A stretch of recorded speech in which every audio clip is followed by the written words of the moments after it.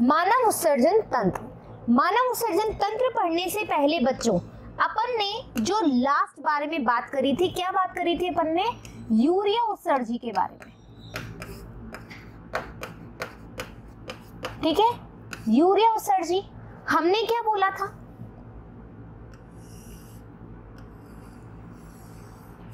ये है हमारा यकृत, ठीक है। ये क्या है? यकृत है। थोड़ा बड़ा बना लेते हैं, सुंदर सा बनाते हैं, चलो छोड़ो, ठीक है, अच्छा सा बनाते हैं डायग्राम। आ जाओ,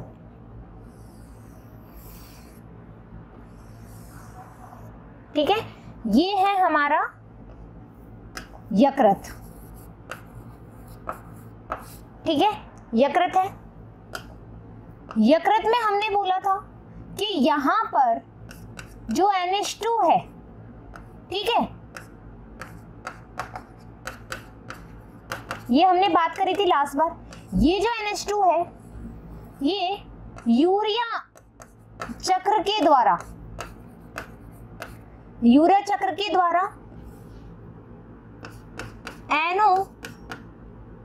NH2CO NH2 है ना, NH2CO NH2। सर गड़बड़ लग रहा है, थोड़ा साफ कर लेती हूँ, रुको। NH2CO NH2, ठीक है। ये आ गया अपना यूरिया। क्या है ये? अपना यूरिया आ गया। अब इस यूरिया को अपन को बाहर निकालना है, इस यूरिया को अपन को बाहर निकालना है। कैसे निकलेगा? ठीक है, ये हमारा यकृत है। अब सुनो, चलो ऐसे ही देख लो एक बार, थोड़ा सा मैं वो बड़ा कर लूं। हाँ, यहां से ये जाएगा, ठीक है। किसके पास जाएगा? ये जाएगा हमारे, इधर बनाते हैं, ये है हमारा हृदय, ठीक है, और ये है वेना कावा।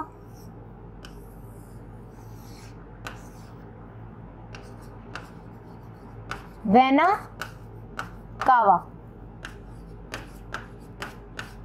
Vena cava. सुनो, वापस सुनो। हमने बोला यकृत में, अब देखो रक्त तो सारा टाइम सारे अंगों में फ्लो करता है ना। ऐसा तो नहीं कि रक्त यहाँ पर गया और वहां पर नहीं जाएगा, मैं तुझसे नाराज हूँ आज मैं वहां पर नहीं आऊंगा, ऐसे तो नहीं होता। ब्लड तो फ्लो करेगा, ब्लड में ही यूरिया रहेगा। क्यों? यकृत में जब यूरिया साइकिल के द्वारा यूरिया बन गया तो ये क्या जाएगा? रक्त के साथ साथ। ये क्या है? ये क्या है? हमारी हेपेटिक वेन। क्या बोलते हैं इसको?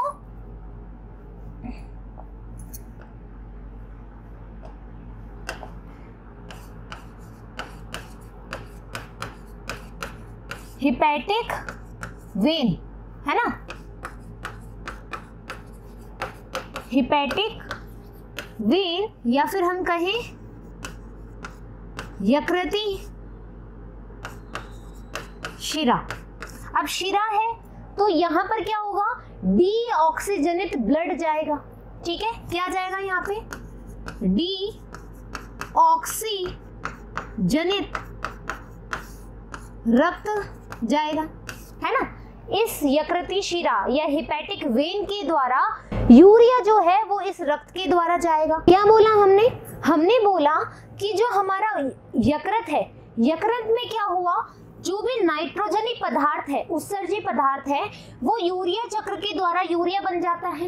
ये यूरिया क्या करता है? जो हेपेटिक वेन होती है, जो यकृत की शिरा होती है, वो शिरा क्या करती है? डीऑक्सीजनेट ब्लड लेकर जाती है। ये हमको सबको पता है, हमने सर्कुलेटरी सिस्टम पढ़ चुके हैं।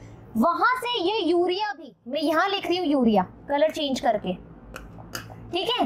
ये यूरिया, ये जो यूरिया है इसको मैं स्टार से इंडिकेट कर देती हूँ ना। ये यूरिया जाएगा वेना कावा में, क्योंकि वेना कावा क्या है? सबसे बड़ी शिरा है जो कि सारा डीऑक्सीजनेट ब्लड लेती है। ये बात क्लियर है? डीऑक्सीजनेट ब्लड जो इकट्ठा करती है सबसे ज्यादा, वो कौन होती है? वेना कावा होती है। वेना कावा है। अब वेना कावा से जो ब्लड है वो कहाँ जाता है? वेना कावा से जो ब्लड है ठीक है, ये यहाँ आया, ये यहाँ आया, है ना। वेना कावा से ब्लड कहाँ जाएगा, हमारे हार्ट में।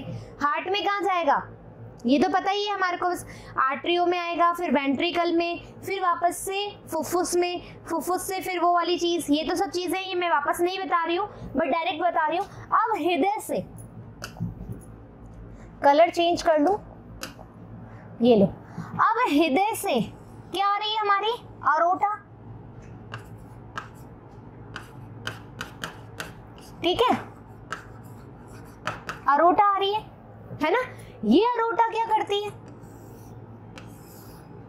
ये अरोटा क्या करेगी, ऑक्सीजनित ब्लड को लाएगी,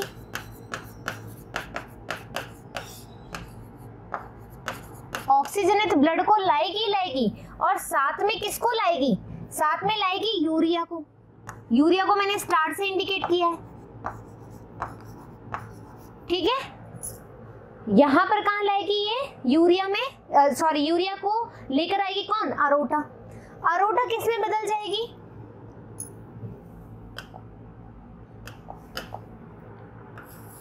शिराओं में, और सॉरी धमनियों में, है ना। यानी कि हम बोलेंगे धमनी या बोलेंगे आर्टरी, ठीक है, धमनियों में बदल जाएगी।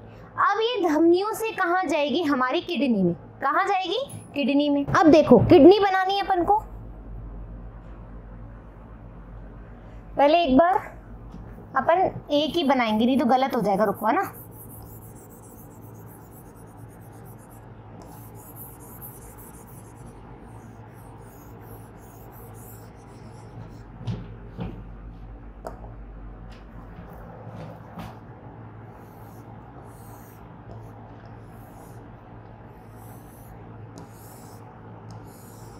ठीक है, ये हो गई हमारी आर्टरी, या फिर हम बोलेंगे धमनी, ठीक है, ये हो गई हमारी धमनी। यहां तक क्लियर। अब देखो क्या हुआ, अपन को बेटा बनानी किडनी।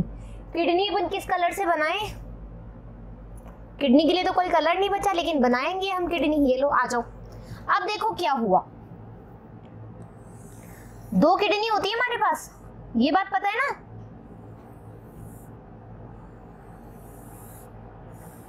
ठीक है, कितनी होती है, दो किडनी।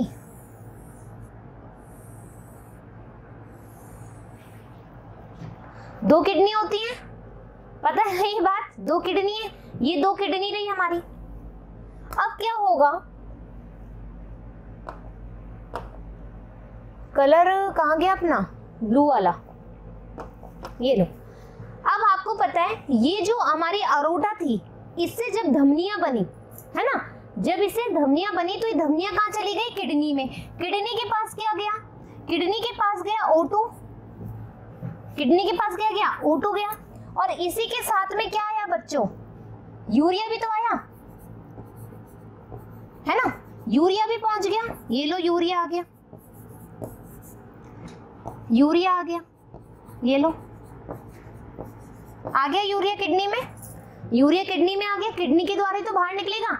यकृत से ये कहां पर आ गया, किडनी में आ गया। किसके द्वारा आया, ब्लड के द्वारा आया, ब्लड के द्वारा आ गया। अब तुम देख रहे हो ये पिंक वाली लाइन, ठीक है, ये जो दो निकल रही है, ये जो पिंक वाली जो दो लाइनें निकल रही है, इनको हम बोलते हैं यूरेटर, ठीक है, यूरेटर्स बोलते हैं इसको, मूत्र वाहिनी या मूत्र नलिका, ठीक है, मूत्र नलिका या फिर मूत्र वाहिनी। ये हो गई मूत्र वाहिनी या मूत्र नलिका। आप कहाँ जाएंगी, नहीं, हाँ ठीक है, इसी से बना लेते हैं। अब क्या हुआ, सारा जो यूरिन है, सारा जो यूरिन है वो यहां पर संग्रह हो गया, ठीक है, सारा जो यूरिन है वो यहां पर इकट्ठा हो गया, सारा यूरिन यहां पर इकट्ठा हो गया। ये लो, इसको हम बोलते हैं यूरिनरी ब्लैडर। कहां लिखूं, यहां लिख दूं, यूरिनरी ब्लैडर, है ना, और इसको हम बोलते हैं मूत्र मार्ग, हिंदी में बोलते हैं मूत्र मार्ग, इधर लिख रही हूं मूत्र मार्ग। अब मूत्र मार्ग से भाई मूत्र का निकास भी तो होगा, यहाँ पर तो मूत्र का संग्रहण हो गया, ठीक है, यहाँ पर तो शूशु इकट्ठी हो गई, अब इस शूशु को बाहर भी तो निकालना पड़ेगा, ठीक है, तो यहाँ पर अपने पास होता है यूरेथ्रा, यहाँ पर अपने पास होता है यूरेथ्रा, जिससे कि जो यूरिन है वो बाहर निकल जाती है, इसको अपन बोल रहे हैं यूरेथ्रा। यूरेथ्रा, ठीक है, आई बात समझ में। एक बार इसका स्क्रीनशॉट ले लो बच्चों, फिर जो हिंदी नाम है वो मैं तुम्हें बता रही हूँ, एक बार फटाफट से स्क्रीनशॉट लो। ले लिया?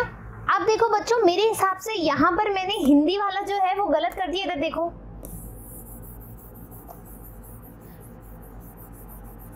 ठीक है, ये जो यूरिनरी ब्लैडर है उसको हम बोलते हैं मूत्राशय, इसको हम बोलते हैं मूत्राशय, ठीक है, इसको हम बोलेंगे मूत्राशय। और जो यूरेथ्रा है, जो यूरेथ्रा है इसको हम बोलेंगे मूत्र मार्ग, इसको हम बोलेंगे मूत्र मार्ग।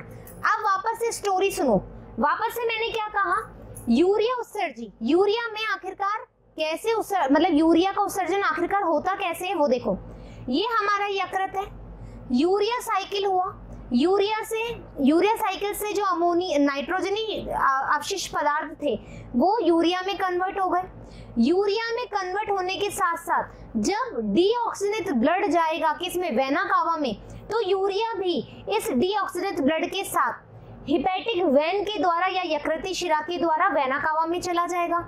वेना कावा से डीऑक्सीजनेट ब्लड जो है, ठीक है, यहाँ पर भी मैंने यूरिया बनाना है, रुको, यहाँ पर भी अपने पास यूरिया है, यहाँ पर भी अपने पास यूरिया है, यहाँ यूरिया आया, यहाँ से यूरिया वापस चला गया, ठीक है, तो यूरिया जो हिपैटिक वेन है वहां पर यूरिया है, यूरिया ब्लड के साथ साथ कहाँ जा रहा है, वेना कावा में, वेना कावा से जा रहा है हृदय में, हार्ट के अंदर, इस हृदय से वापस से अरोटा के द्वारा, क्यों, क्योंकि वो फुफ्फुस के पास गया, वहां पर क्या हुआ, फेफड़ों से ऑक्सीजन मिल गई, ऑक्सीजन ग्रहण करी, लेकिन यूरिया तो है ना, यूरिया तो आई गई, और ऑक्सीजनेटेड ब्लड जो है अरोटा के द्वारा आर्टरियों में होते होते किडनी में जाएगा, किडनियों में क्या होगा, O2 भी आ जाएगी, और साथ में क्या होगा, हमारा जो यूरिया था वो भी आ जाएगा। अब क्या होगा बेटा, एक बात बता देती हूँ, यहां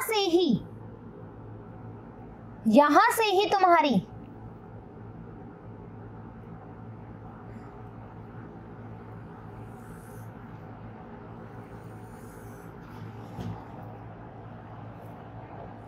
जगह नहीं मिल रही इसलिए सोच रही हूँ, डोंट वरी, ठीक है, यहीं से तुम्हारी क्या हो गई भाई, जो हमने क्या बोला था कि डीऑक्सीजनेट ब्लड भी तो किडनी से जाएगा ना, कभी तो जाएगा भाई, अंग से ही तो जाएगा डीऑक्सीजनेट ब्लड, तो वो किसके द्वारा जाएगा, इन दोनों के द्वारा, ठीक है, इन दोनों के द्वारा, और ऑक्सीजनेट ब्लड आएगा इसके द्वारा, ये बात क्लियर है कि तो नॉर्मल सी बात है। इसको हम कहेंगे, इसका नाम बता देती हूँ मैं तुम्हें, इसको हम कहेंगे, इधर देखो, इसको हम कहेंगे, क्योंकि किडनी से निकल रही, किडनी को हिंदी में बोलते हैं रीनल, ठीक है, रीनल वेन, रीनल वेन यानी कि शिरा, क्लियर दैट। ये जो पीली वाली है इसको हम बोलेंगे रीनल वेन, ये हो गई रीनल वेन, और जो ये आर्टरी है जो किडनी में बन रही है इसको बोलेंगे रीनल आर्टरी, क्या बोलेंगे, इस ब्लू वाली को बोलेंगे, किधर लिखूं भैया, इधर लिख रही हूं, रीनल शिरा, ओहो धमनी,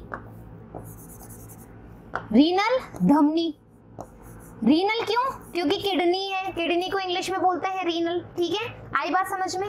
तो धमनियों के द्वारा जो रीनल, जो किडनी की जो धमनी है, जो किडनी से जुड़ गई, अब किडनी की धमनी हो गई ना, यहाँ से O2 आया, साथ के साथ यूरिया भी आ गया, यूरिया आ गया, यूरिया फिर कहाँ पर गया, यहाँ पर मूत्र का निर्माण हो रहा है, यहाँ पर क्या हो रहा है, किडनी में मूत्र का निर्माण होता है, शूशु बनती है, शूशु बन रही है, यूरिया निकल रहा है, अब यहाँ से यूरिया होते हुए इन जो पिंक लाइन है, आपको जो पिंक लाइन दिख रही है, इसको हम बोलते हैं यूरेटर्स, ये कितने होते हैं? 2 नलिकाएं होती है। मूत्र नलिकाएं कितनी होती है? 2 नलिकाएं होती है। हर इंसान के पास 2 नलिका होती है, तो 2 नलिकाएं हैं ये। उसके बाद ये जो मूत्र का संग्रहण हो रहा है, ठीक है, मूत्राशय जिसको हम कह रहे हैं, यूरिनरी ब्लैडर कह रहे हैं। ब्लैडर में दर्द होने लग जाता है जब बहुत देर तक अपन शूशु रोक लेते हैं। ऐसा लगता है ना कि अब तो शूशु करें, अब तो शूशु करें, ऐसे फीलिंग आती है, दर्द होने लगता है, तो मूत्राशय में दर्द होने लगता है। क्यों? क्योंकि यूरिन बहुत ज्यादा भर जाती है, ठीक है। तो जो मूत्राशय है, मूत्राशय, उसमें मूत्र इकट्ठा हो गया। ये मूत्र क्या जाएगा? यूरेथ्रा। यूरेथ्रा यानी कि जो मूत्र मार्ग है उसके द्वारा मूत्र या फिर यूरिया को बाहर निकाल देगा। ये जनरल प्रोसेस है जो हमारे शरीर में अभी होती है, ठीक है। यूरिया कैसे निकलता है, कैसे बनता है, ये सब तुम्हें समझ में आ गई। मूत्र कैसे बन रहा है वो मैं बताऊंगी बाद में, लेकिन अभी पता लग गया मूत्र का निर्माण कैसे होता है, कहाँ बनता है। एक और इम्पोर्टेंट बात क्या है? सबसे ज्यादा नीट में क्वेश्चन आता है, सबसे ज्यादा यूरिया तुम्हें कहाँ मिलेगा? सबसे ज्यादा यूरिया तुम्हें कहाँ मिलेगा? तो तुम्हारा आंसर होगा हिपैटिक वेन। हिपैटिक वेन में सबसे ज्यादा यूरिया होगा। क्यों? क्योंकि जस्ट बनाई है ना, अभी जस्ट बनाई तो है यूरिया, तो सबसे ज्यादा यूरिया कहाँ होगा? हिपैटिक वेन में। जब यहाँ पर यूरिया आएगा, कहाँ पर? रीनल वेन में। रीनल वेन में जब आएगा, तो रीनल वेन में आएगा तो यहाँ पर यूरिया कम हो गया ना, क्योंकि तो निकल भी रहा है, तो यहाँ पे यूरिया कम हो गया। तो रीनल वेन में, जो रीनल वेन है वहां पर यूरिया होगा कम, रीनल वेन में होगा यूरिया कम, और रीनल आर्टरी में भी यूरिया होगा कम। आई बात समझ में? Clear that? एक बार स्क्रीनशॉट ले लो वापस से। डन? डन? अब आ जाओ, तुम्हारी एनसीईआरटी क्या कहती है। मानव उत्सर्जन तंत्र। ये देखो अपन ने जो डायग्राम बनाया है, इन्होंने तो बहुत इजी सा बनाया बुक में। अपन ने स्टार्टिंग से बनाया कि यकृत में कहाँ होता है, यकृत से कहाँ जाता है, हृदय में, हृदय से कैसे आता है, किडनी में कौन सी धाराएं निकलती है, कौन सी शिराएं निकलती है, कौन सी धमनी निकलती है, ये सब अपन ने देख लिया। अब देखो मानव उत्सर्जन तंत्र क्या है। मनुष्य में उत्सर्जित तंत्र एक जोड़ी वृक्क, एक जोड़ी वृक्क, एक जोड़ी यानी कि 2 किडनीज, 2 वृक्क होते हैं तो एक जोड़ी हो गया।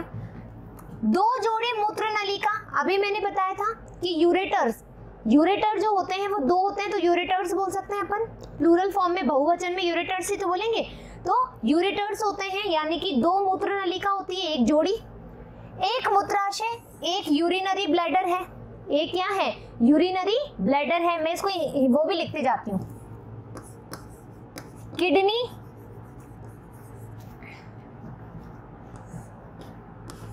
यूरेटर्स, यूरिनरी ब्लैडर,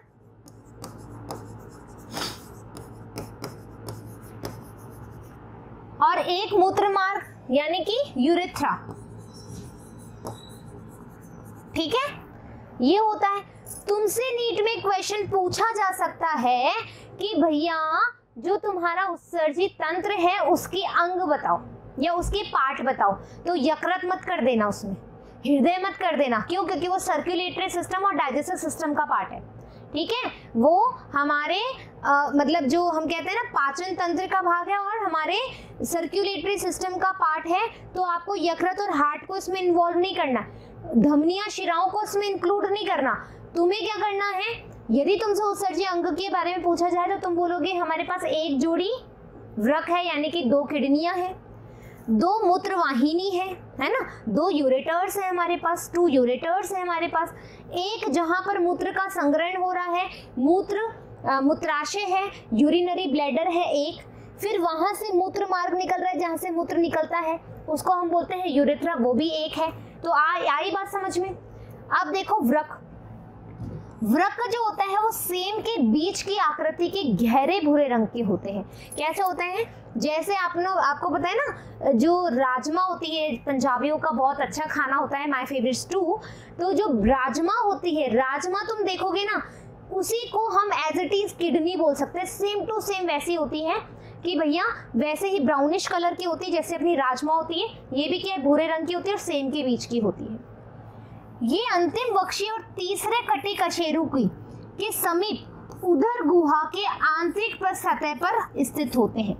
अंतिम वक्षीय और तीसरी कटी कशेरु का, ठीक है, कशेरुका, अब सुनो मेरी बात, यहाँ पर देखो मैं थोड़ा ऊपर होती हूँ, ये चीज दिख रही है तुम्हें मेरी, यहाँ पर तुम्हें दर्द हो रहा है, ठीक है। किडनी हमेशा यहाँ से यहाँ पर होती है, किडनी हमेशा यहाँ से यहाँ पर होती है, और यदि तुम्हें पीछे की दर्द हो रहा है, यहाँ पे दर्द हो रहा है, दैट मीन्स तुम्हारी किडनी में लोचा है, दैट मीन्स तुम्हारी किडनी में प्रॉब्लम है, तुम्हारी किडनी ढंग से फंक्शन नहीं कर रही है, क्लियर दैट। तो यहाँ पर स्थित होती है, यहाँ से लेकर के यहाँ तक स्थित होती है। तो लोकेशन तुम्हें अपनी बॉडी में पता होना चाहिए, तो हमें पता ही होगा कि हमारी जो उदर गुहा है उसके समीप में, उसके पास में स्थित होती है।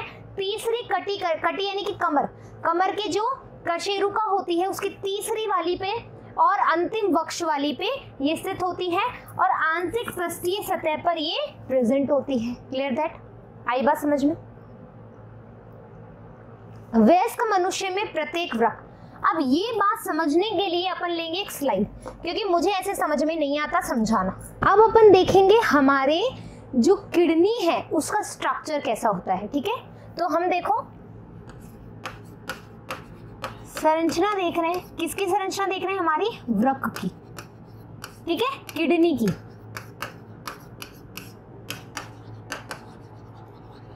किडनी की संरचना देख रहे हो आप, ठीक है, किडनी की संरचना देखो।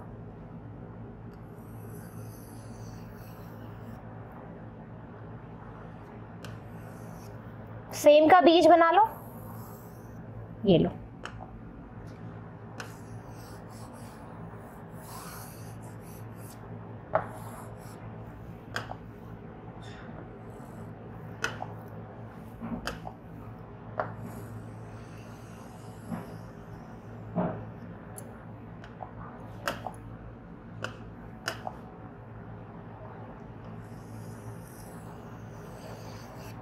कॉनकेव स्टाइल में होती है, ठीक है, कॉनकेव बना दिया, थोड़ी सी धसी हुई होती है कॉनकेव वाली स्टाइल में। ये हो गई हमारी किडनी का स्ट्रक्चर नॉर्मली। अब इसके अंदर क्या क्या रामायण है वो देखो, ठीक है बच्चों। तो क्या होता है,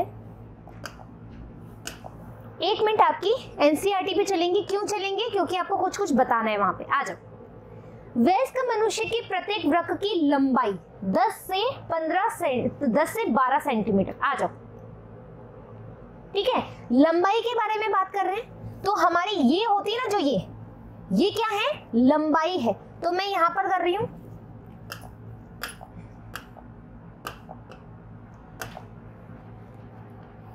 ये जो है 10 से 12 सेंटीमीटर इसकी लंबाई है। आई बात समझ में, लंबाई समझ में आ गई, क्लियर दैट। पीछे आओ वापस से। चौड़ाई 5 से 7 सेंटीमीटर है। अरे मैं पीछे चली जाती हूँ वापस, है ना। जो चौड़ाई है, ये जो चौड़ाई है इसकी, ये जो इसकी चौड़ाई है वो कितनी है, 5 से 7 सेंटीमीटर इसकी चौड़ाई है, क्लियर दैट। क्या है, 5 से 7 सेंटीमीटर इसकी चौड़ाई है। अब हम बोल रहे हैं मोटाई, हमारी मोटाई जो है 2 से 3 सेंटीमीटर है। अरे भाई, मोटाई कैसे इंडिकेट करूं मैं, मोटाई अलग कलर से इंडिकेट कर रही हूं। जो ये मोटी है, ये जो मोटी है, ठीक है, ये येलो से ऐसे पेल येलो से कर रही हूं, येलो, ठीक है। ये जो मोटाई है इसकी, ये मोटाई क्या है, 2 से 3 सेंटीमीटर इसकी मोटाई है। अब देखो, सही करा है ना मैंने, 2 से 3 ही तो है, हाँ 2 से 3 सेंटीमीटर ही है। और जो इस किडनी का भार है बच्चों, जो इस किडनी का भार है, ठीक है, इस किडनी का जो भार है, भार कितना है, 120 ग्राम, 120 से 170 ग्राम, 120 से 170 ग्राम जो है वो इसका भार है। ये बताया तुम्हें। किडनी की लंबाई है 10 से 12 सेंटीमीटर, किडनी की चौड़ाई है 5 से 7 सेंटीमीटर, और किडनी की मोटाई वो है 2 से 3 सेंटीमीटर। और कितना वेट है इसमें? इसका वेट है 120 से 170 ग्राम। ये बात हमने बोली किसमें? एक वयस्क मनुष्य में। कहां पर बोल रहे हैं हम? वयस्क मनुष्य में, पहली बात। अब क्या होगा? यहीं से ही आपकी धमनी आएगी, यहीं से ही शिरा होगी, और यहीं से ही तुम्हारा मूत्र वाहिनी होगी, है ना? मूत्र वाहिनी, धमनी, शिरा, ये तीनों इधर से ही आएगी, आवागमन यहीं से रहेगा। तो ये जो पार्ट है, ठीक है, इसको अलग कलर से इंडिकेट कर दूं क्या? ये जो पार्ट है ये वाला, ठीक है, जहां से तुम्हारी धमनी, शिरा, मूत्र वाहिनी निकलेगी, वो जो पार्ट है बच्चों, इसको हम कहते हैं हाइलम। इसको हम कहते हैं हाइलम। आई बात समझ में? मोटाई, चौड़ाई, लंबाई, भार, हाइलम, यहां तक समझ में आ गया? स्क्रीनशॉट ले लो फटाफट। स्क्रीनशॉट ले लिया? ठीक है, ये तो थी इसकी बाहरी संरचना, किडनी की बाहरी संरचना। आ जाओ एक बार, तुम्हारी इसमें एनसीईआरटी में क्या कह रही है? वृक्क के केंद्रीय भाग की भीतरी अवतल कॉनकेव, हमने बोला कॉनकेव संरचना होती है कि सतह के मध्य एक खांच होती है जिसको हम हाइलम कहते हैं, ठीक है? एक खांच होती है जिसको हम हाइलम कहते हैं, कॉनकेव स्टाइल में है, ठीक है? आई बात समझ में? इससे होकर मूत्र नलिका, रक्त वाहिनियां और रक्त तंत्रिकाएं प्रवेश करती, नर्वस सिस्टम भी तो होता है, ठीक है? मूत्र और जो हमने क्या बोला, शिरा और धमनी भी आती है। हाइलम के भीतरी और कीप के आकार की अब अपन ये पढ़ेंगे, ठीक है? अब हम पढ़ेंगे वृक्कीय श्रोणि के बारे में। आ जाओ, अपन क्या करेंगे, अब यहाँ पर एक और डायग्राम लेंगे, एक और स्लाइड लेकर के एक बार और डायग्राम बनाएंगे, और वो डायग्राम बनाते हैं वापस से। आ जाओ, किडनी का डायग्राम की अब आंतरिक संरचना पढ़ेंगे।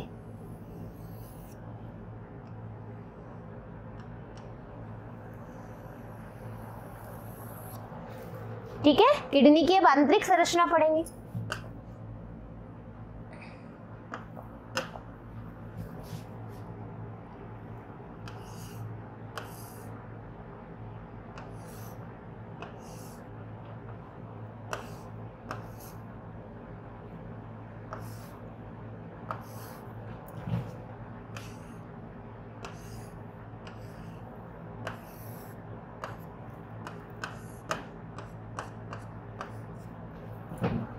ठीक है, ये दिख रहा है, इजीली विजिबल है। आई थिंक ये विजिबल नहीं है, इसलिए इसको मैं डिलीट कर रही हूं।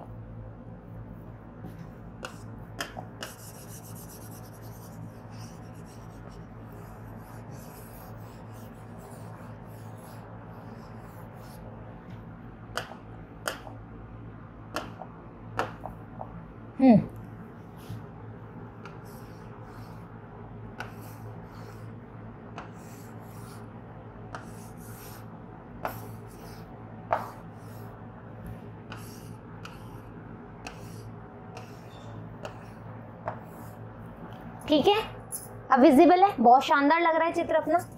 बच्चों, ये जो भाग है, जो पिरामिड्स तुम्हें दिख रहे हैं, ठीक है, ये जो पिरामिड्स वाले शेप है, पिरामिड्स ऐसे ही तो होता है, पिरामिड्स के बारे में तो जानते हो भाई, मैथ्स भी तो पढ़ रहे हो। तो ये जो पिरामिड्स है, इसको हम बोलते हैं मेड्यूला।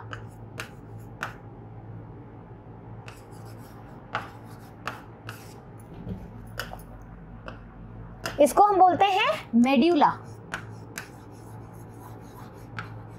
और जो ये पिरामिड की शेप बनी हुई है, इसको हम बोलते हैं मेड्यूलरी पिरामिड।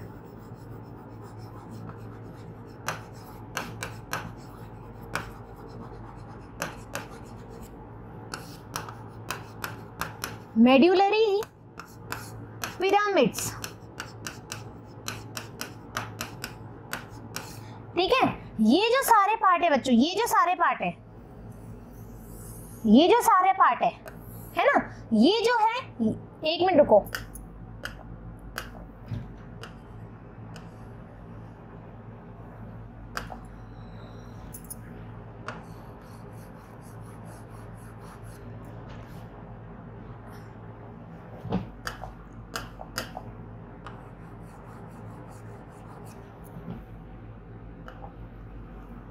ये जो पार्ट है ये तो हो जाएगा मेड्यूला।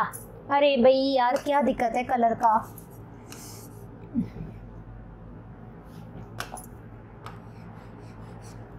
रुको एक मिनट,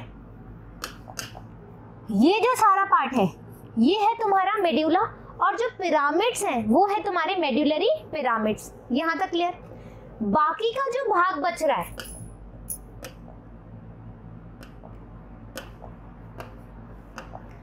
बाकी का जो ये भाग है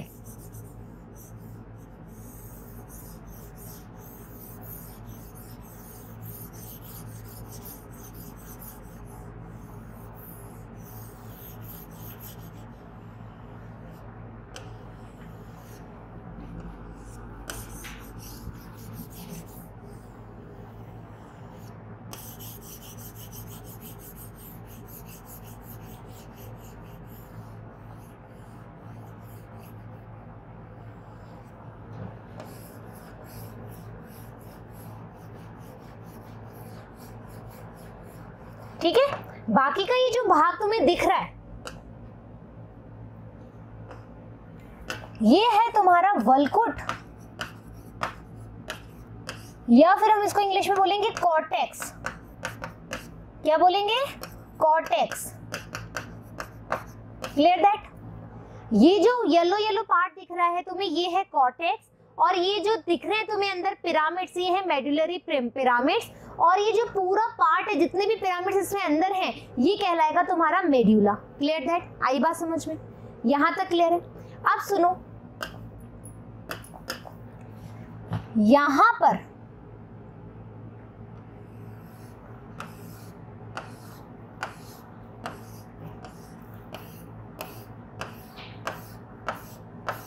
ठीक है, ये जो लाइनें दिख रही हैं ये है तुम्हारी, क्या बोलेंगे इसको, बर्तनी कॉलम। एक मिनट बच्चों,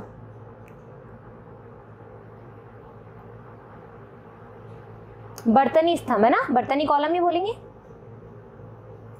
इसको। हम बोलेंगे बर्तनी स्तंभ या कॉलम ऑफ बर्तनी। ठीक है, कॉलम ऑफ बर्तनी बोलेंगे। यहां तक समझ में आ गया? ये जो बीच में स्तंभ जैसे स्ट्रक्चर बने हुए हैं इसको बोलेंगे बर्तनी स्तंभ, या फिर किडनी कॉलम भी बोलते हैं इसको। Clear that? या फिर मेड्यूलरी कॉलम भी बोलते हैं। आप सुनो, कलर चाहिए मेरे को, एक येलो कलर ही ले लेती हूँ। अब यहां पर ये जो पार्ट दिख रहा है यहाँ पर, ये जो पार्ट दिख रहा है यहाँ पे, ये जो पार्ट दिख रहा है यहाँ पे, ये जो पार्ट दिख रहा है यहाँ पे, ये जो पार्ट दिख रहा है यहाँ पे, ये जो पार्ट दिख रहा है यहाँ पे, ये क्या है?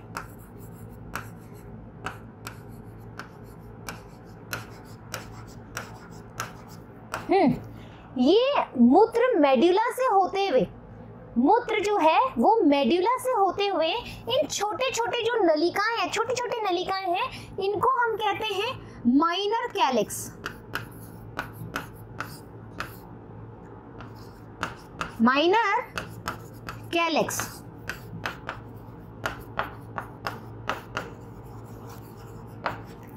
ये माइनर कैलिक्स इस मेजर कैलिक्स में खुलती है। ठीक है, इसको हम बोलेंगे मेजर कैलिक्स।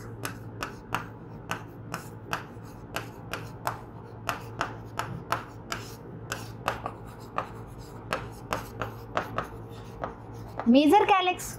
ठीक है, इसको हम बोलेंगे मेजर कैलिक्स। ये छोटी छोटी जो नलिकाएं हैं ये माइनर कैलिक्स हैं, ये एक बड़ी सी नलिका में खुलती है, इसको हम मेजर कैलिक्स बोल रहे हैं। अब ये क्या करेगा? कलर अलग ले रही हूं मैं बेटू, कलर ले रही हूं। ये क्या खुलते हैं? ये सारे जो मेजर कलिकाएं हैं, ठीक है, ये जो सारे जो मेजर हैं, ठीक है, वो एक बड़े से नलिका में खुलते हैं, इसको अपन बोलते हैं, रुको एक मिनट, यहां से थोड़ा सा डायग्राम में चेंज करना पड़ेगा।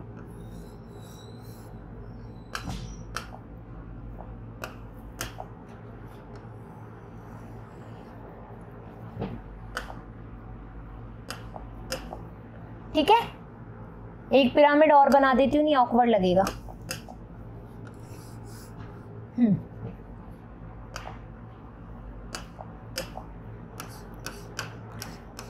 यहां से एक ऐसी, ठीक है, एक ऐसी नलिका खुली रहती है जो मेजर कैलिक्स से यूरिन को लेकर के जाती है, इसको हम बोलते हैं पेल्विस। क्या बोलते हैं? पेल्विस। क्या बोलेंगे इसको यहां पर? इसको हम बोलेंगे पेल्विस।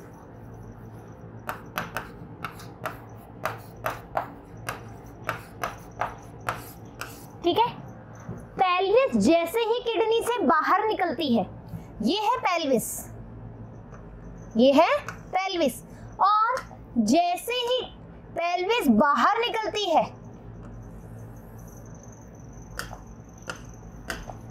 जैसे ही पेल्विस बाहर निकलती है, इसको हम कह देते हैं मूत्रवाहिनी। इसको हम कह देते हैं मूत्रवाहिनी या फिर यूरेटर, यूरेटर्स। ठीक है, अभी तो यूरेटर ही बोलेंगे। एक किडनी का डायग्राम बना है, एक बार स्क्रीनशॉट ले लो बच्चों जल्दी से। Done, screenshot done. अब देखो,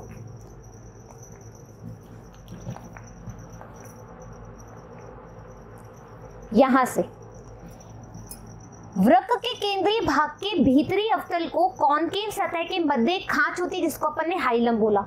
इससे होकर के मूत्र नलिका, रक्तवाहिनी और तंत्रिकाएं प्रवेश करती है। यहां तक अपन ने इस वाले डायग्राम में देख लिया था। कहां गया अपना?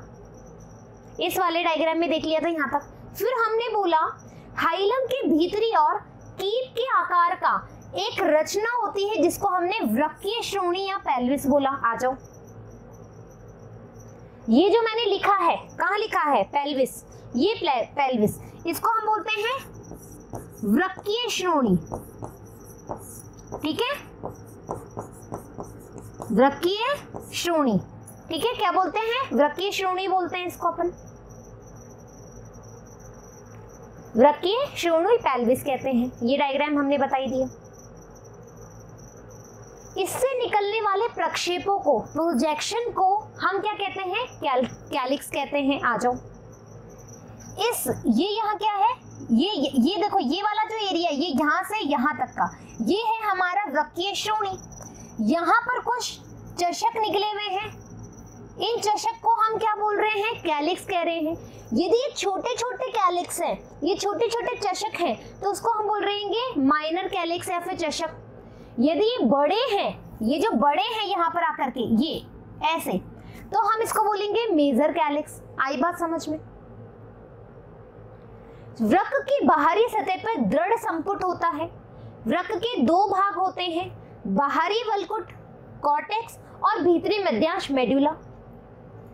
बाहरी जो सतह होती है वो कॉर्टेक्स वल्कुट होता है, अंदर की जो मध्यांश भीतरी सतह होती है वो मेडुला कहलाती है। ये बात हो गई हमारी। मध्यांश कुछ शंक्वाकार पिरामिड, शंक्वाकार पिरामिड, मध्यांश पिरामिड में बटा होता है जो चषकों में फैले रहते हैं। मेडुलरी पिरामिड्स जो कि चषकों के अंदर फैले रहते हैं। इन चषकों को वल्कुट मध्यांश पिरामिड पिंडों में बीच फैलकर वृक्क स्तंभ बनाते हैं। जो चषक है, जो कैलिक्स है, वो पिंडों के बीच में निकल करके क्या बनाते हैं? बर्तनी स्तंभ। बर्तनी नाम के साइंटिस्ट ने इसे खोजा था, इसलिए इसको अपन कॉलम ऑफ बर्तनी भी कहते हैं। यहां तक क्लियर? एक बार ये डायग्राम तुम अपनी बुक वाला भी देख लो। यहां पर अपन ने बोला, कलर चेंज कर लो एक बार, ये तुमने बोला मध्यांश पिरामिड है, मेडुलरी पिरामिड, मध्यांश यानी कि मेडुला। ठीक है, ये है हमारे कैलिक्स। ये जो बच्चों यहाँ पर दिख रहे हैं, ये है आपके माइनर कैलिक्स। ठीक है, यहाँ पर। और ये जो तुम्हें दिख रहा है, ये जो ग्रूव्स दिख रही हैं, ये है तुम्हारे मेजर कैलिक्स। ठीक है, ये है तुम्हारे मेजर कैलिक्स। Clear that? फिर तुम कह रहे हो कि ये जो भाग है, ये जो इतना खाली खाली जो भाग है, ये वाला, ये कहलाएगा तुम्हारा वृक्क पेल्विस, वृक्क श्रोणी या वृक्क पेल्विस। फिर हम कह रहे हैं कि यहाँ पर जो ये वाला भाग है, ये वाला जो भाग है, ये है तुम्हारा वल्कुट या फिर कॉर्टेक्स। ये जो बीच में से जो स्तंभ निकल रहे हैं, ये जो स्तंभ निकल रहे हैं चषकों में से, ये क्या कहलाएगा? बर्तनी स्तंभ। Clear that? यही चीज अपन ने बात करी है। यहाँ तक आ गया तुम्हें समझ में? डायग्राम तुम्हें समझ में आ गया, ये वाला जो मैंने बताया है? प्रत्येक वृक्क में लगभग, अब देखो क्या होता है, जो किडनी होती है बच्चों उसमें नेफ्रॉन पाए जाते हैं। क्या पाए जाते हैं? नेफ्रॉन यानी कि वृक्काणु। ठीक है, क्या पाए जाते हैं? कलर चेंज कर दो। वृक्काणु यानी कि वृक्क में पाए जाने वाले अणु, है ना, क्या कहलाते हैं? नेफ्रॉन कहलाते हैं। ये नेफ्रॉन कितनी संख्या में होते हैं? ये नेफ्रॉन होते हैं लगभग 10 मिलियन, 10 मिलियन पर किडनी।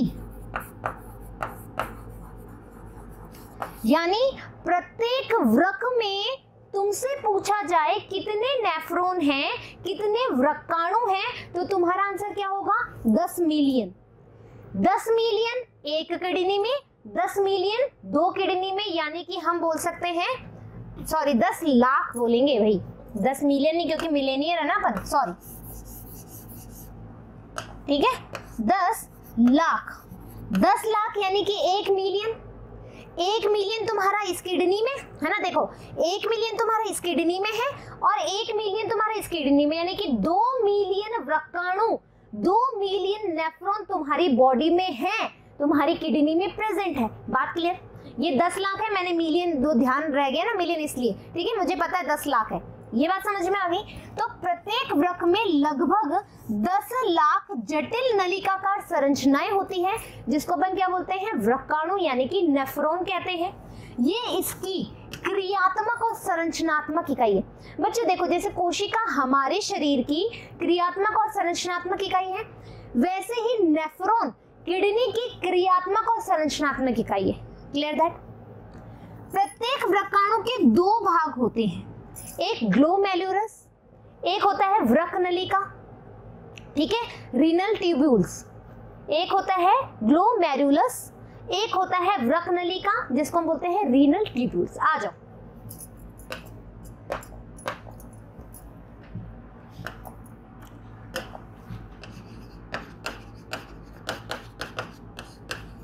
वृक्काणु के भाग 2 होते हैं, इसको हमने बोला ग्लोमेरुलस,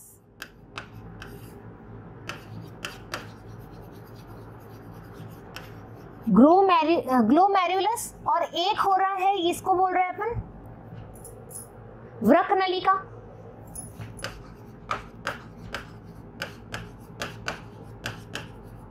यानी कि रीनल ट्यूब्यूल्स, ठीक है, रीनल ट्यूब्यूल्स, और हम बोल रहे हैं ग्लोमेरुलस। क्लियर है? विजिबल है यहाँ पे? अब सुनो कैसे बन रहा है ये बच्चे। जो वृक्क नलिका होती है, जो वृक्क नलिका होती है उसके भी 3-4 भाग होते हैं, ठीक है। एक होता है बोमांस, बोमांस कैप्सूल,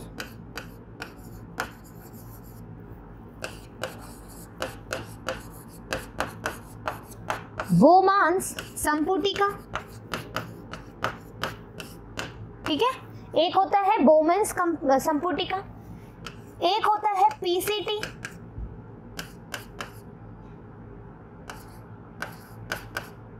प्रॉक्सिमल, एक मिनट,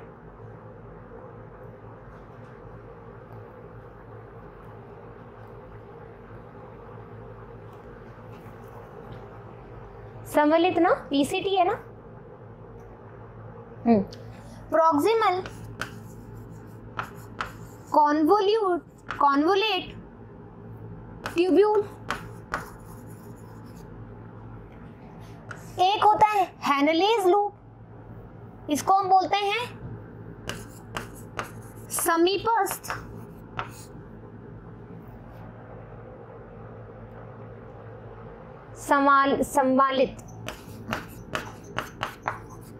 संवालित ट्यूब्यूल यानी कि नलिका। एक होता है हमारे हैनले लूप,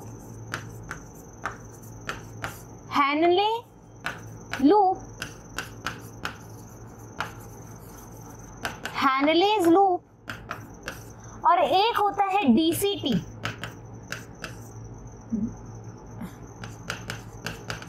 डिस्टल कॉन्वोलेट ट्यूब्यूल, दूरस्थ संवालित नलिका।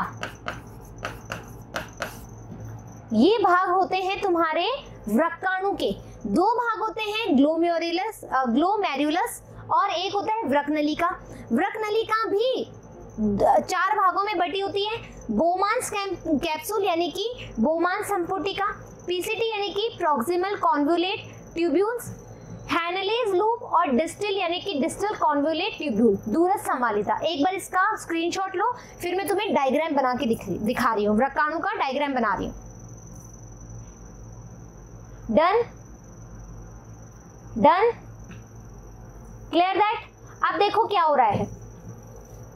एक अपन लेंगे, सुनो बहुत इंपॉर्टेंट बात है, अच्छे से सुनना। यदि तुमने ये बात अच्छे से समझ ली ना, तो तुम कभी भी ना वृक्काणु तो नहीं भूलोगे। ये जो है, ठीक है, ये है हमारा बोमांस कैप्सूल या फिर संपुटिका, ठीक है, बोमांस संपुटिका।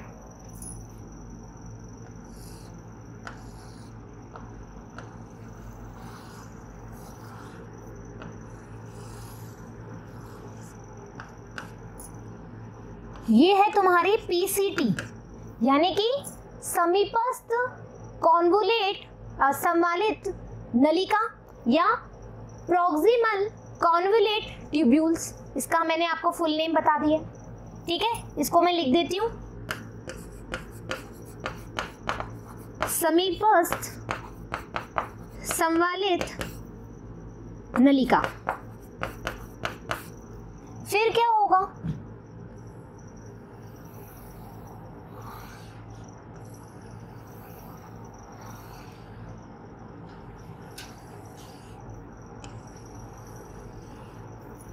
ये जो एकदम डीप में गई है इसको हम बोलते हैं हैनले लूप।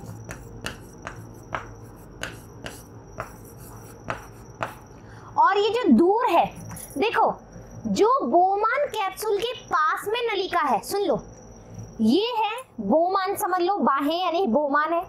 बोमान के पास वाला जो ये भाग है, ठीक है, ये तो कहलाएगा समीपस्थ, ठीक है, यानी कि पीसीटी।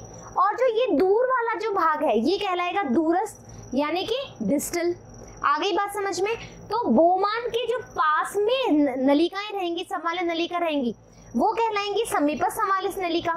इस बोमान से ये इतनी दूरी पर है, इसको हम कहेंगे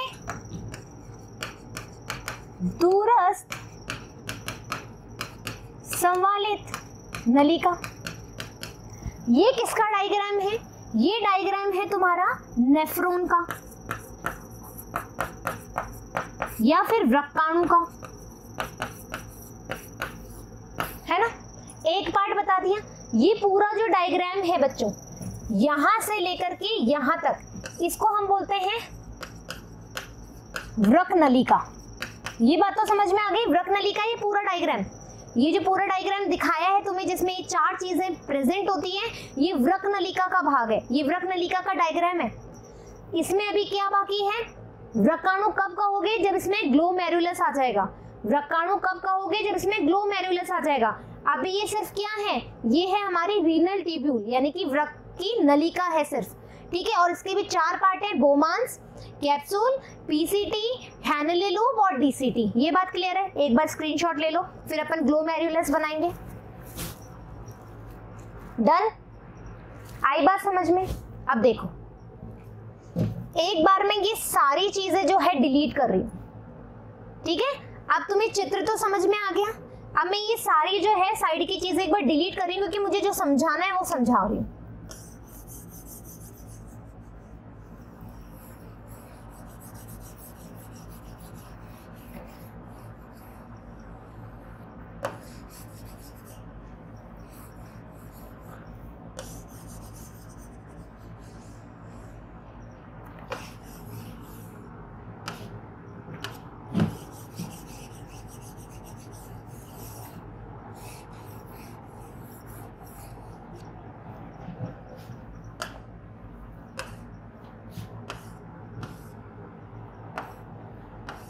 ठीक है, अब तुम्हें नाम याद करना है, बोमान्स कैप्सूल, पीसीटी, हैनले लूप और डीसीटी। ठीक है, ये किसका डायग्राम है? रीनल ट्यूब्यूल का, यानी कि वृक्क नलिका का डायग्राम है। अब अपन क्या बनाएंगे? ग्लोमेरुलस बनाएंगे। अब सुनो मेरी बात।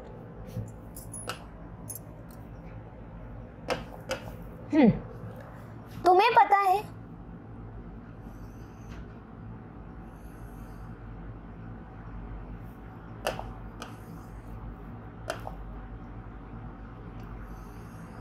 ये है तुम्हारी आर्टरी यानी कि धमनी। धमनी है, ऑक्सीजनित ब्लड लेकर आएगी,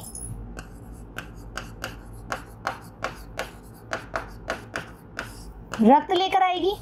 क्या लेकर आएगी? ऑक्सीजनित रक्त लेकर आएगी। आ गई। यहां पर क्या है?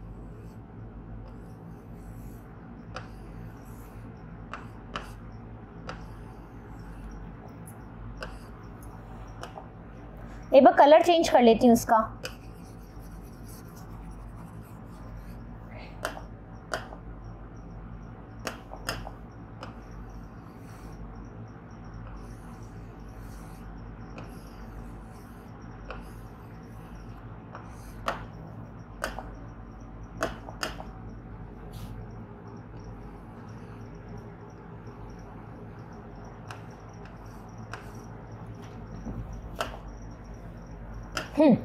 अब सुनो, तुम्हें पता है कि जो आर्टरी होती, जो धमनी होती है, वो ऑक्सीजनित रक्त जो है वो लेकर आएगी।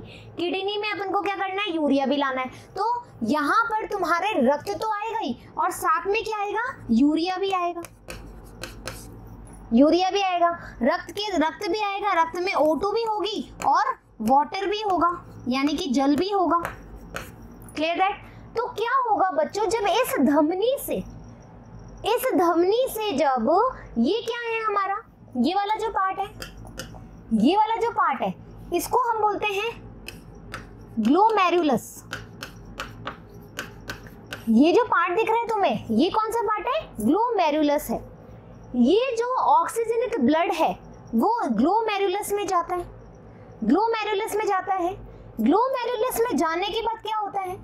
यहां से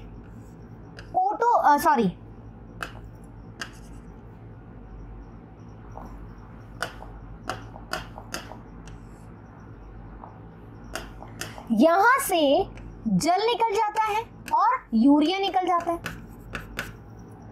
लेकिन O2 नहीं आता है। इस आर्टरी ने जब ऑक्सीजनित रक्त लेकर आई तो उसमें यूरिया भी था और वाटर भी था और O2 भी थी। तो यहां से जल निकल गया, यूरिया आ गई, लेकिन यहां पर O2 नहीं आई। किडनी में भी O2 नहीं आई।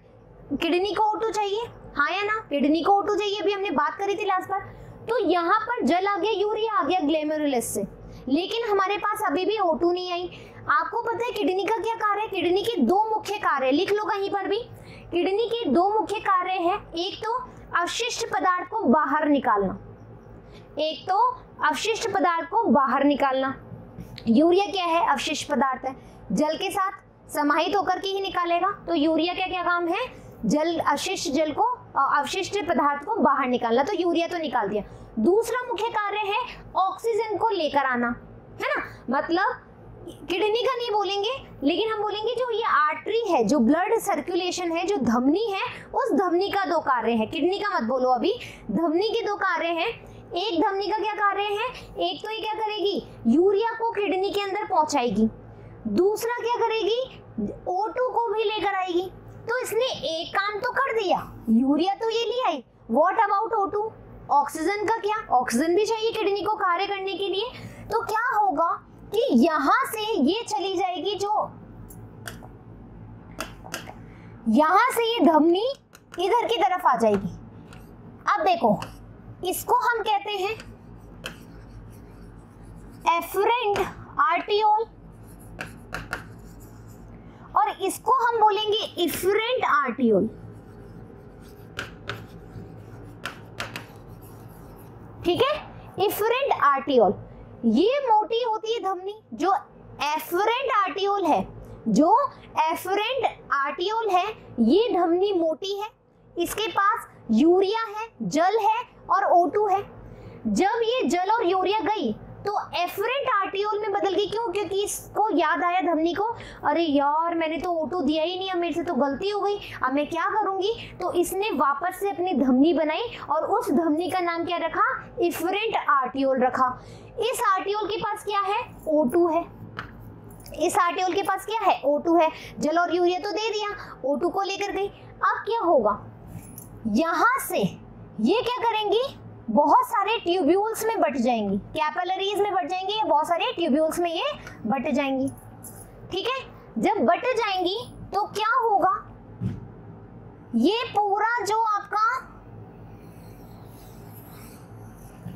नेफ्रॉन है,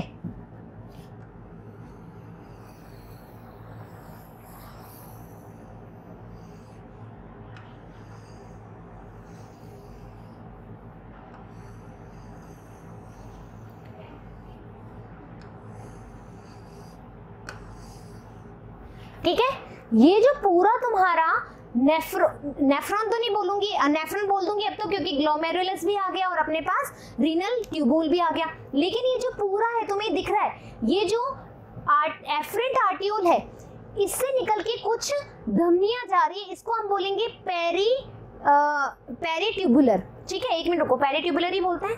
यहाँ पे थोड़ा सा कंफ्यूजन है बच्चों, जस्ट अ वेट।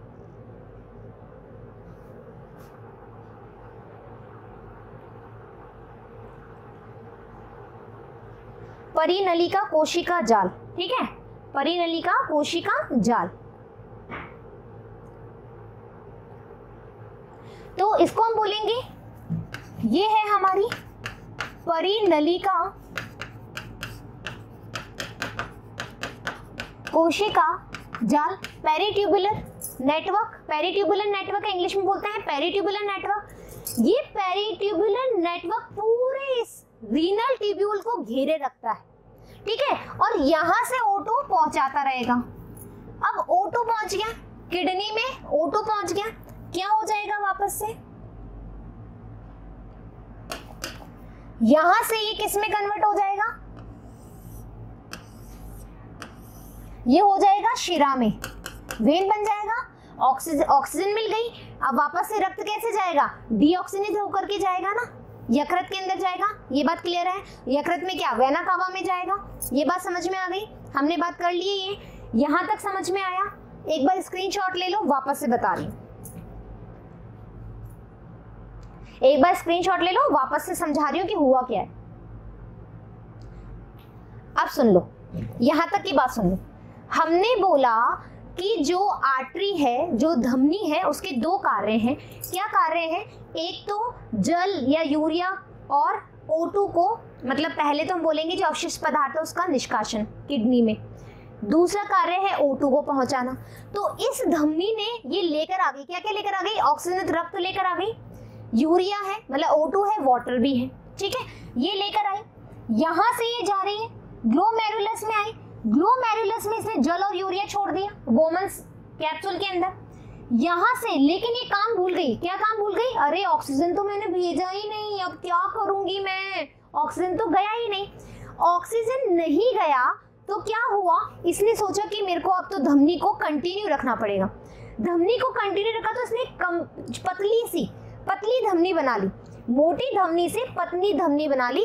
इसको हमने बोला एफरेंट आर्टियोल, इसको हमने बोला एफरेंट और इसको बोला इफरेंट। इफरेंट और एफरेंट। एफरेंट आर्टियोल मोटी होगी, इफरेंट आर्टियोल छोटी होगी, पतली होगी। बात क्लियर? इसमें क्या होगा? O2 होगा। अब जब ये धमनी है तो ये क्या करेगी? अब O2 को तो भेजेगी, तो ये क्या बनाएगी? पेरीट्यूबुलर बनाएगी, पेरीट्यूबुल बनाएगी, पेरीट्यूबुलर बनाएगी, परिनलिका कोशिका जाल बनाएगी। तो ये कोशिका जाल इस पूरी रीनल ट्यूबुलर से, है ना, जो वृक्क की जो नलिका है वो पूरी को घेर के रखेगी। अब सुनो, जो नॉर्मली घेर के रखेगी इसको तो हम बोल रहे हैं परिनलिका कोशिका जाल। लेकिन लेकिन लेकिन लेकिन जो इस हेनले लूप को घेर के रखेगी, यानी कि ये वाली, यानी कि ये वाली हेनले लूप को घेरे के रखी है। इस हेनले लूप को जो परिनलिका जाल घेर रहा है बेटा, उसको हम बोलेंगे वासा रेक्टा।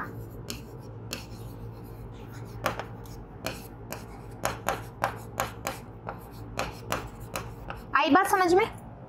आई बात समझ में? इसको हम बोलेंगे वासा रेक्टा। आई होप कि am I clear? I hope कि मैंने सही बताया है, तुम एकदम संतुष्ट हो। अभी तुम्हारी नीट वाली एनसीईआरटी वाली बुक में से पढ़ेंगे जब और संतुष्ट हो जाओगे। एक बार और स्क्रीनशॉट ले लो बच्चों, फिर अपन अपनी एनसीईआरटी पे चलते हैं, क्या कहना चाह रहे हैं। Clear that? आई बात समझ में? अब देखो,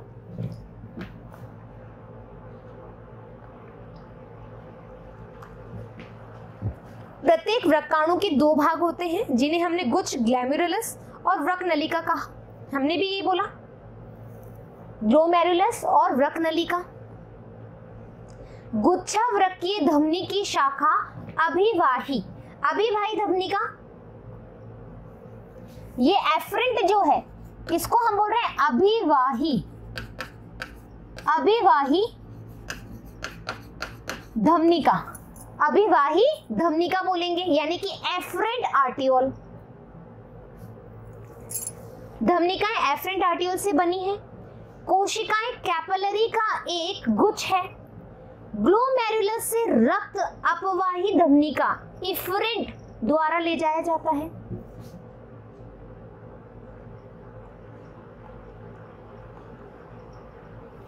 अभिवाही धमनिका ये है अपवाही धमनिका,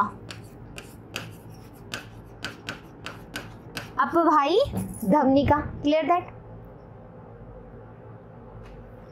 कहां गया? के द्वारा ले जाया जाता है, रक्त ले जाया जाता है। क्यों? क्योंकि ऑक्सीजन देना है। वृक्कनलिका दोहरी झिल्ली युक्त प्यालेनुमा बौमन संपूर्ण से प्रारंभ होती है। जो वृक्कनलिका है वो दोहरी झिल्ली युक्त प्यालेनुमा बौमन संपूर्ण से प्रारंभ होती है। तो हम बोल रहे हैं वृक्कनलिका, हमने वृक्कनलिका की संरचना बनाई थी, ये बौमन संपुट से तैयार हो रहा है।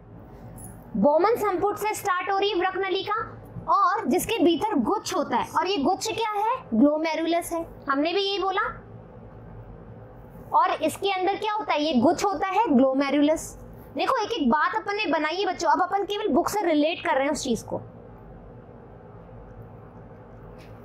गुच्छ और बौमन संपुट मिलकर मेल पीगिकाएं या वृक्ककणिका बनाते हैं।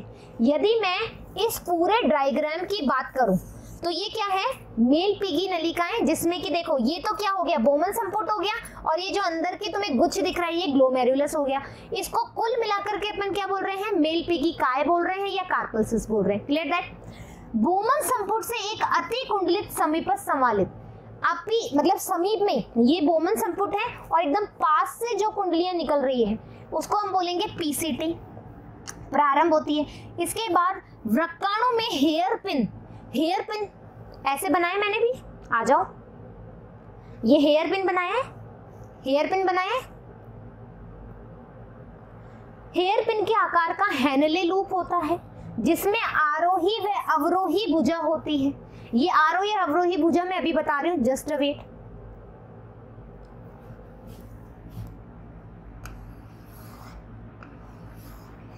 ठीक है, ये हमारा बौमन संपुट, ये हमारा ग्लोमेरुलस, ये हमारा पीसीटी, ये हमारा हैनले लूप, ये हमारा डीसीटी। ठीक है, ये कह रहे हैं एक लाइन में, ये कह रहे हैं जो हेयर पिन का जो हैनले लूप है उसमें आरोही और अवरोही भुजा होती है। ठीक है, आरोही और अवरोही। अरे मैंने चित्र कहां बनाया? ठीक है, ये हो रहा है, देखो बच्चों यहां से जाएगा यूरिया। ठीक है, तो ये हो गया हमारा डिसेंडिंग लीव।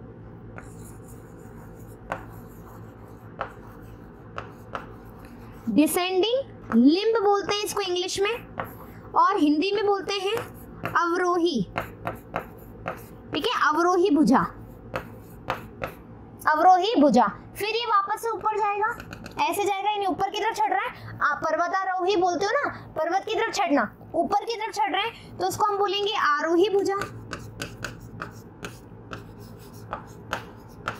और इसको हम बोलते हैं इंग्लिश में ascending limb, sorry ascending limb. Clear that? आई बात समझ में? एक बार स्क्रीनशॉट ले लो इसका। असेंडिंग लिम्ब और डिसेंडिंग यानी अवरोही भुजा और आरोही भुजा क्या होती है हैनेले लूप में, क्लियर दैट। अब देखो आरोही भुजा से एक और अति कुंडलित नलिका निकलती है। आरोही भुजा है, अति कुंडलित नलिका निकल रही है जिसको हम क्या बोल रहे हैं, डीसीटी। इसको हमने क्या बोला, डीसीटी बोला। ये क्या है, आरोही भुजा है, इससे क्या निकल रहा है, अति कुंडलित भुजा निकल रही है जिसको अपन ने डीसीटी बोला, दूरस्थ सम्मिलित नलिका बोला। अनेक वृक्काणु की दूरस्थ सम्मिलित नलिका एक सीधी संग्रह नलिका में खुलती है। ये क्या होती है, एक सीधी संग्रहिका नलिका में खुलती है। अनेक संग्रह नलिकाएं मिलकर के चषकों के बीच स्थित मध्यांश पिरामिड से गुजरती हुई, अब क्या होगा सुनो, ठीक है। ये है हमारी किडनी, ठीक है, ये है मध्यांश, ठीक है, और ये है कॉर्टेक्स, ये वाला पार्ट कॉर्टेक्स। अब तुम्हें नेफ्रॉन कहाँ प्रेजेंट है, देखो नेफ्रॉन बच्चों ये देखो, ये है बोमन्स, ठीक है, ये है पीसीटी, ये हैनेले लूप है और ये डीसीटी है। ये खुलेगी एक नलिका के रूप में, ठीक है, आई बात समझ में। ये है बोमन्स कैप्सूल, ये पीसीटी, ये हमारी हैनेले लूप और ये डीसीटी, क्लियर दैट, और ये नलिका में खुलेगी। इस तरीके से ये प्रेजेंट होते हैं। मध्यांश पिरामिड से गुजरती हुई वृक्कीय श्रोणी में खुलती है, ठीक है। वृक्कीय श्रोणी आपको पता ही है क्या है, अपन ने बात कर ली है, यानी कि पेल्विस में खुलती है। आ जाओ बता ही देती हूँ, फिर दिक्कत करोगे। होती हुई यहां से होती हुई ये डीसीटी होती हुई कहाँ खुलेगी, इस पेल्विस में खुलेगी, और पेल्विस से होते हुए यूरेटर में जाएगी यानी कि मूत्रवाहिनी में, फिर ये मूत्राशय में और ये मूत्र मार्ग से, ठीक है। और सेम इधर ही सेम टू सेम ऐसी चीज, क्लियर दैट, कि नेफ्रॉन कैसे प्रेजेंट होता है, आ गई बात समझ में। वृक्काणु की वृक्क कणिका, समीपस्थ सम्मिलित नलिका, दूरस्थ सम्मिलित नलिका आदि वृक्क के वल्कुट भाग में, जबकि हैनेले लूप मध्यांश में स्थित होता है। अपन ने भी यही बोला है क्या, अपन कहाँ चले, बोमन संपुट, पीसीटी, डीसीटी, ये तीनों पार्ट कहाँ है, वल्कुट में, लेकिन हैनेले लूप सिर्फ मध्यांश में। हैनेले लूप कहाँ है, मध्यांश में। यही वाली बात बोली है, बिल्कुल यही वाली बात बोली है कि भैया डीसीटी, पीसीटी और संपुट वो तो कहाँ है, वल्कुट के अंदर, लेकिन हैनेले लूप कहाँ है, मध्यांश में। अधिकांश वृक्काणु हैनेले लूप बहुत छोटे होते हैं और मध्यांश बहुत कम धसे रहते हैं, इनको हम बोलते हैं वल्कुटीय वृक्क, यानी कि कॉर्टेक्स नेफ्रॉन, ठीक है। कुछ वृक्काणु के हैनेले लूप बहुत लंबे होते हैं और मध्यांश में काफी गहराई तक धसे रहते हैं, इसको हम बोलते हैं जक्स्टामेडुलरी नेफ्रॉन। कैसे होते हैं, आ जाओ देखो, हमने बोला, एक बार यहां से सुन लो बेटा, वापस से है ना, यहां से सुन लो।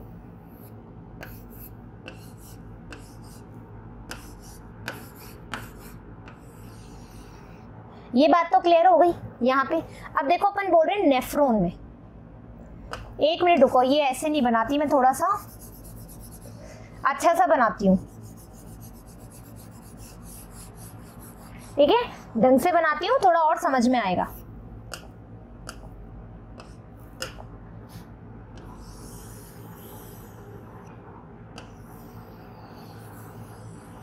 ये लो,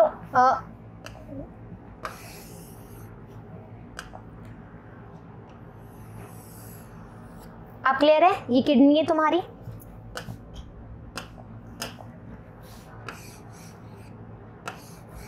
ये मेडुला है, मेडुलरी पिरामिड के साथ में, ठीक है। अब देखो हम कह रहे हैं कि जो, एक मिनट बेटा, एक मिनट, जो बोमान संपुटिका है, ठीक है, वो कहाँ है, वल्कुट के अंदर। पीसीटी कहाँ है, वल्कुट के अंदर। हैनेले लूप जो होता है वो मेडुला में होता है। डीसीटी कहाँ है, वल्कुट के अंदर।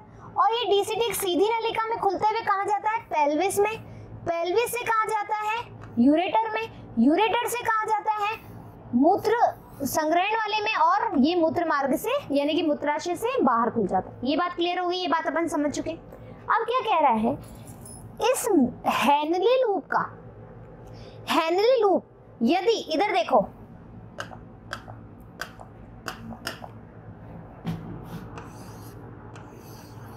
ये किडनी है, ये मेड्यूला है, ठीक है।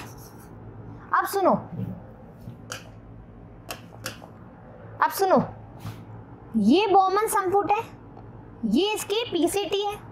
यदि ये जो हेनले लूप है, ये जो हेनले लूप है, अरे भाई क्या बात है, ये जो हेनले लूप है थोड़ा सा ही मेड्यूला में, बिल्कुल थोड़ा सा टच करता हुआ मेड्यूला में है। तो इस तरह का जो वृक, जो हमारी वो कहलाएगी, जो वृक नलिका है ना, जो वृक नलिका है वो कहलाएगी, या जो नेफ्रॉन है, सॉरी नेफ्रॉन हो गया, ये नेफ्रॉन है वो क्या कहलाएगा?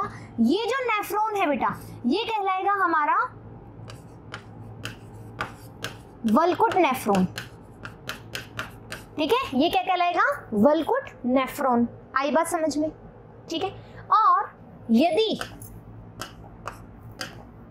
ये किडनी है, ये मेड्यूला है, और ये हमारा बोमन संपुट है, ये हमारा बोमन संपुट है, ये हमारी पीसीटी है। यदि ये बहुत ज्यादा जो हेनले लूप है, ये मेड्यूला में, देखो यहाँ पर बिल्कुल टच करता हुआ था और यहाँ पर बहुत ज्यादा डीप में है, तो ऐसा जो नेफ्रॉन है वो कहलाएगा मेड्यूलरी नेफ्रॉन।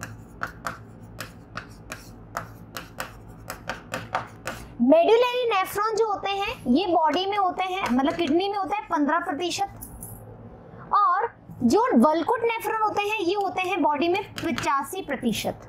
कितने होते हैं? 85%। आई बात समझ में? स्क्रीनशॉट ले लो, स्क्रीनशॉट ले लो फटाफट से। डन। अब देखो,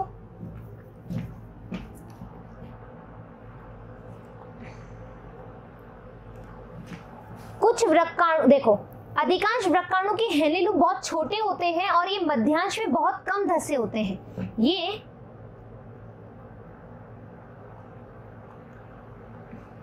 ये मध्यांश में, मेड्यूला में बहुत कम धसे होते हैं। इनको अपन वल्कुटीय वृक्का कहते हैं। कुछ वृक्काणु में हेनले लूप बहुत लंबे होते हैं और ये मध्यांश में काफी गहराई तक धसे रहते हैं। आ जाओ,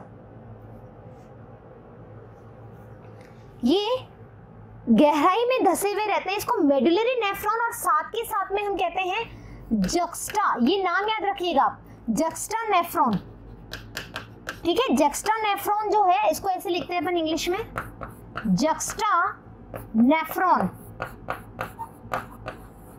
ठीक है। जक्स्टा नेफ्रॉन में जो हेनले लूप है वो लंबी होती है, इसलिए वो मध्यांश में ज्यादा डीप तक धसी रहती है, इसलिए अपन इसको कहते हैं जक्स्टा नेफ्रॉन। Clear that? अब देखो, एक मिनट, गुच्छ से निकलने वाली अपवाही धमनिका वृक्कीय नलिका के चारों ओर सूक्ष्म कोशिकाओं का जाल बनाती है, जिसको अपन परिनलिका कोशिका, केशिका जाल कहते हैं। ये अपन ने देख लिया। इस जाल से निकलने वाले एक एक सूक्ष्म वाहिका हेनले लूप के समांतर चलते हुए यू शेप में हमने भी बनाई थी।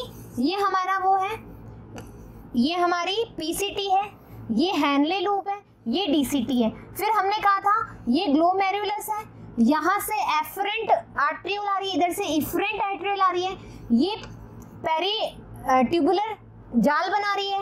और यदि ये यहाँ से यू आ रहा है, बिल्कुल यू शेप में, बिल्कुल यू शेप में आ रहा है, कौन? पेरी ट्यूबुलर, या फिर हम बोलेंगे परिनलिका, तो उसको हम क्या कह रहे हैं? वासा रेक्टा। क्या कह रहे हैं? वासा रेक्टा, ये बता चुकी हूँ। वल्कुटीय वृक्काणु में सॉरी, वासा रेक्टा या तो अनुपस्थित होते हैं या अधिक हार्षित होते हैं। क्या बोल रहा है ये? जो ये वल्कुट नेफ्रॉन है बेटा, क्यों? क्योंकि इसका जो हेनले लूप है वो बहुत छोटू सा है, वो नोनस है, तो नोनस है तो उसके बाद जो ट्यूब्यूल्स हमने बनाई, जो परिनलिका केशिका जाल बनाए, वो भी नेचुरल सी होगा या तो होगा ही नहीं, और होगा तो बहुत कम मात्रा में। लेकिन यहाँ पे तो हेनरी लूप बहुत बड़ी है, बहुत अच्छे से बनी हुई है, तो यहाँ पर जो परिनलिका आएगी वो तो बहुत अच्छे से बनेगी। आगे बात समझ में? तो वल्कुटी वृक्काणु में वासा रेक्टा या तो अनुपस्थित होगी या फिर अत्यधिक हार्षित होगी। Clear that? तो इस तरीके से आज अपन ने क्या देखा? आज अपन ने देखा किडनी का शेप, किडनी का स्ट्रक्चर, किडनी का इंटरनल स्ट्रक्चर देखा। किडनी का इंटरनल स्ट्रक्चर देखने के बाद हमने देखा नेफ्रॉन 10 लाख एक किडनी में, 10 लाख एक किडनी में, यानी कि 2 मिलियन किडनी में हमारे नेफ्रॉन पाए जाते हैं। मतलब 2 मिलियन नेफ्रॉन हमारी किडनी में पाए जाते हैं। 2 पेयर ऑफ किडनी, हाँ 1 पेयर ऑफ किडनी, क्या बात कर रहे हो, ठीक है, यानी कि 2 किडनियों में 2 लाख नेफ्रॉन पाए जाते हैं। फिर हमने नेफ्रॉन का स्ट्रक्चर देखा। नेफ्रॉन के 2 भाग होते हैं, एक होता है ग्लोमेरुलर जो गुच्छ होता है, फिर हमने कहा एक होता है रीनल ट्यूब्यूल जिसको वृक्क नलिका कहते हैं। वृक्क नलिका के भी 4 भाग हैं, जिसमें हमने बोला एक तो बोमन्स कैप्सूल होता है, फिर उसके पास में जो नलिका होगी कुंडलित वो होगी हमारी पीसीटी, फिर हेनली लूप होगा पिन के ड्राई के स्ट्रक्चर, फिर हमने बोला उससे दूरस्थ में होगा जिसको हमने क्या बोला, उसको हमने बोला डीसीटी। ठीक है, ये बात हमने कर ली। फिर हमने बोला कि किस तरीके से जो O2 जा रहा है ना, तो एफरेंट आर्टियोल यानी कि अपवाही धमनिका से आया, जल भी बाहर निष्कासित कर दिया, यूरिया भी निष्कासित कर दिया, लेकिन O2 नहीं किया। तो फिर धमनिका ने बोला अरे यार मैंने तो वो O2 नहीं करा, अब मुझे क्या करना पड़ेगा, इफरेंट आर्टियोल बनानी पड़ेगी, यानी अपवाही धमनी बनानी पड़ेगी। अपवाही धमनी बनी है ना, अभिवाही धमनिका से अपवाही धमनी बनी, वो छोटी होगी, पतली होगी, आई मीन टू से, उससे क्या निकलेंगे, कुछ और भी स्ट्रक्चर निकलेंगे ट्यूबुल लाइक, उसको हम बोलेंगे परिनलिका केशिका जाल। परिनलिका केशिका जाल से O2 पहुंचता है कहाँ पर, किडनी में। परिनलिका केशिका जाल यदि हेनली लूप के पूरी अराउंड होगी उसको हम बोलेंगे वासा रेक्टा। ये बात क्लियर होगी। फिर बोल रहे हैं कि नेफ्रॉन का जो स्ट्रक्चर है, यदि हेनली लूप कॉर्टेक्स में है, छोटा है, तो उसको हम बोलेंगे वल्कुटीय नेफ्रॉन, उसमें वासा रेक्टा नहीं होती या फिर हार्षित होती है। यदि हम बोल रहे हैं हेनली लूप बहुत लंबा है और वो मेडुला में धसा हुआ है, तो उसको हम कहेंगे क्या बोला था हमने उसका नाम, जक्टा नेफ्रॉन है ना, जक्स्टा नेफ्रॉन बोला था, जिसको हमने मेडुलरी नेफ्रॉन भी बोला था। उसमें क्या होती है, जो परिनलिका ट्यूबुलर है, वासा रेक्टा है, वो बहुत अच्छी होगी। ये बात आ गई समझ में? तो इस तरीके से जो अपना ये पार्ट है, सेकंड पार्ट है, वो भी अपना फिनिश हो गया। थर्ड पार्ट में अपन क्या देखेंगे बच्चों, मूत्र का निर्माण कैसे होता है। हमने ये तो देख लिया कि कैसे किडनी काम कर रही है, कैसे इसका इंटरनल स्ट्रक्चर है। अब हमें ये भी तो देखना है कि यूरिन का फॉर्मेशन कैसे होगा, यूरिया बाहर निकलेगा कैसे। ठीक है, तो जल्द ही मिलेंगे नेक्स्ट पार्ट के साथ में। यदि कोई दिक्कत है बच्चों या आपको बहुत अच्छे समझ में आए तो आप कमेंट बॉक्स में मुझे लिख सकते हैं। जब तक धन्यवाद।